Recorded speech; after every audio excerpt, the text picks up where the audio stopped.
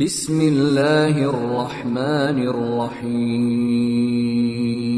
وقال الذين كفروا لولا نزل عليه القرآن جملة واحدة كذلك لنثبت به فؤادك ورتلناه ترتيلا.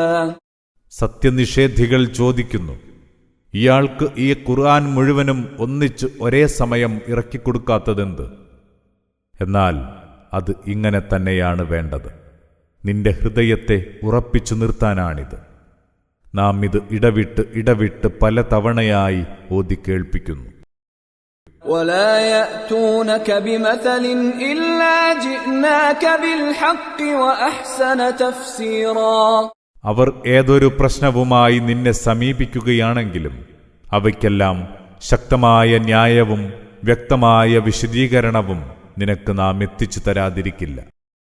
الذين يحشرون على وجوههم إلى جهنم أولئك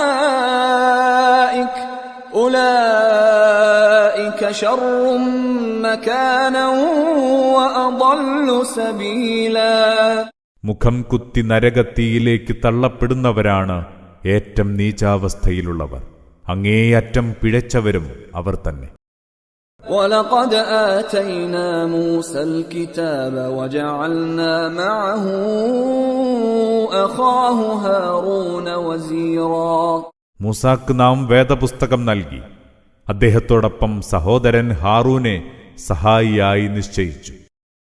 فَقُلْنَا اذْهَبَا إِلَى الْقَوْمِ الَّذِينَ كَذَّبُوا بِآيَاتِنَا فَدَمَّرْنَاهُمْ تَدْمِيرًا. എന്നിട്ട് നാം പറഞ്ഞു, നിങ്ങൾ ഇരുവരും പോകൂ നമ്മുടെ വചനങ്ങളെ തള്ളിപ്പറഞ്ഞ ജനത്തിന്റെ അടുത്തേക്ക്.